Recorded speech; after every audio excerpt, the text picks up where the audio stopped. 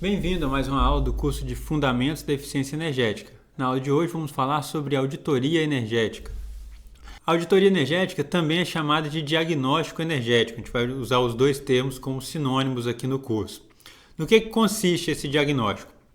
É entender, ou fazer um raio-x de como que está o consumo de energia em uma edificação, em um processo, em uma atividade que se deseja avaliar. Então, a ideia do diagnóstico é primeiro identificar as oportunidades de melhoria da eficiência energética. Então, a gente vai detectar quais equipamentos que estão gastando muita energia, quais ações das pessoas que utilizam esses equipamentos fazem com que esse consumo aumente, quais os problemas que a gente tem nessa edificação que a gente pode atuar para melhorar a eficiência energética. Uma vez identificado isso, a gente vai estabelecer uma prioridade de ações.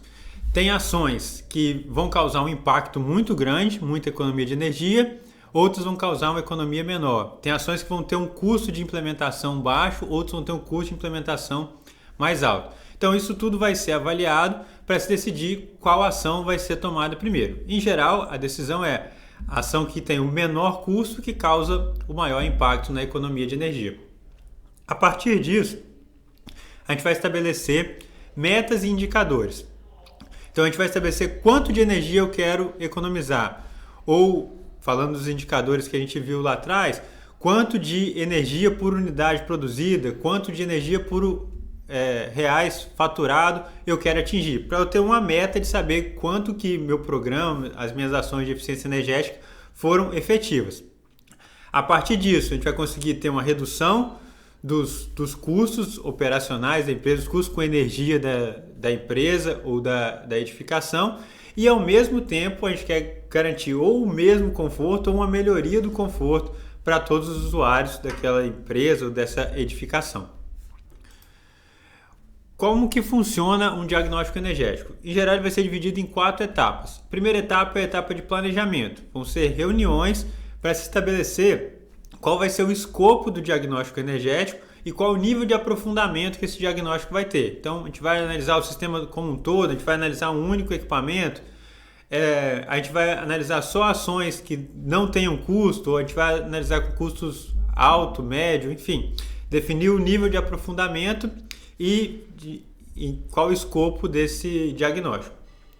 Depois de feito isso, a gente vai para a etapa das visitas, onde quem está fazendo o diagnóstico precisa ir em loco e realizar todas as medições necessárias. Medição de potência elétrica, medição de temperatura, de umidade, enfim, todas as variáveis que são necessárias para entender aquele processo e fazer um cálculo de quanto de energia tem ali. De posse dessas medições, a gente vai para a fase de análise. A gente vai colocar numa planilha isso e avaliar. Olha, se eu adotar essa medida de eficiência energética, ela vai causar esse impacto.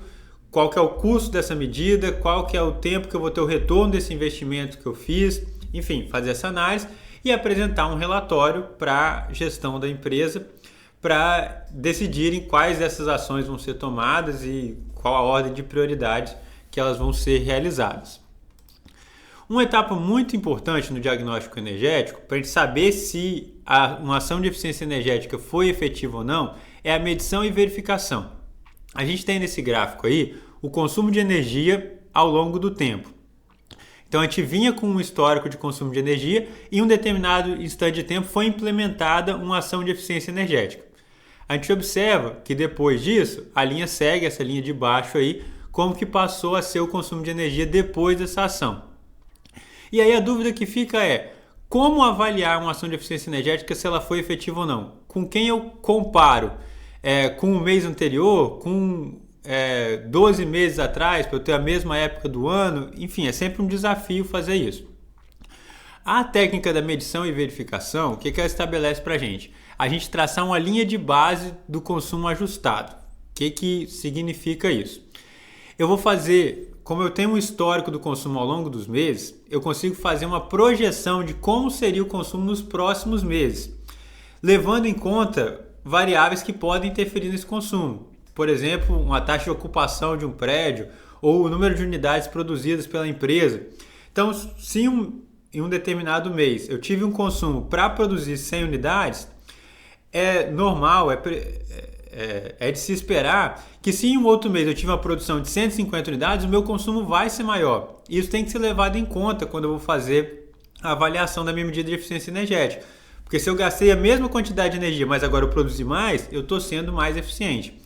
Então, o processo de medição e verificação consiste em traçar essa linha de base e fazer a avaliação da medida de eficiência energética comparando a energia que eu consumi com a energia que eu consumiria se não tivesse tomado a medida de eficiência energética e tendo os mesmos parâmetros que eu tenho atualmente. E aí essa diferença entre as duas vai ser a economia ou o consumo de energia evitado. Vai ter um material disponível para vocês lá no Moodle que vai falar com mais detalhes sobre esse processo de medição e verificação. Bom, o que eu queria mostrar? O processo de eficiência energética é um processo contínuo e o diagnóstico energético é a primeira etapa disso, é entender o que está acontecendo para a partir daí tomar ações e adotar medidas. Mas é uma etapa que é a primeira, mas que ela precisa ser refeita ao longo do tempo. Então, você faz o diagnóstico, implementa uma ação, observa os resultados dessa ação, faz outro diagnóstico para identificar outras oportunidades e aí esse processo se repete continuamente. Espero que essa aula tenha sido interessante para você. Nos vemos no próximo vídeo.